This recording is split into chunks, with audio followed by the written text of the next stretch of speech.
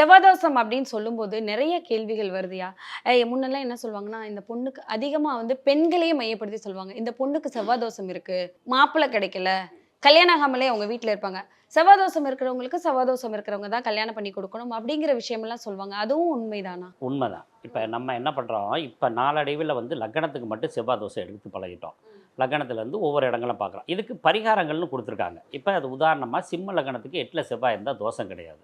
இப்படி ஒவ்வொன்னுக்கும் ஒவ்வொரு பரிகாரங்கள் ஒவ்வொரு இடத்துக்கு இருக்குது. ஆட்சி பெற்றிருந்தா பரிகாரம், உச்சம் பெற்றிருந்தா பரிகாரம், நீச்சம் பெற்றிருந்தா பரிகாரம். செவ்வாய் வந்து ஆட்சி, உச்ச, நீச்சத்தில இருந்தாலும் பரிகாரம்னு சொல்லப்படுறது. இப்படி பரிகாரத்துக்குரிய அதாவது பரிகார செவ்வாய்ன்னு நம்ம பேச்சு வழக்குல சொல்லுவாங்க.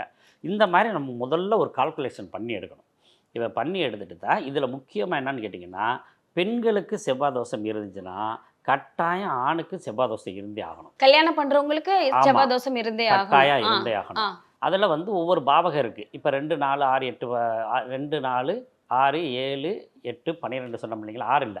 7, 8, 12 சொன்னோம். இப்ப இந்த மாரி இருந்துச்சுன்னா, பையனுக்கு அதே மாரி பாவகங்கள்ல கொஞ்சம் பார்க்கணும். அப்ப இந்த பையனுக்கும், இந்த பொண்ணுக்கும் சேர்த்து இணைக்கலாமா அப்படின்னு பார்க்கணும். இதில முக்கியமா செவ்வாய் தோஷம் ஒரு பெண்ணுக்கு இருந்து, ஆணுக்கு செவ்வாய் தோஷம் இல்லாம திருமணம் பண்ணா, அது ஏதேனும் ஒரு பிரிவினை அல்லது விபத்துல போய் முடியும். ரகங்கள் பலவிதம், ஒவ்வொன்றும் உலகத்தரம். தமிழக உற்பத்தியில் உங்கள் அனுஜ் டைல்ஸ்.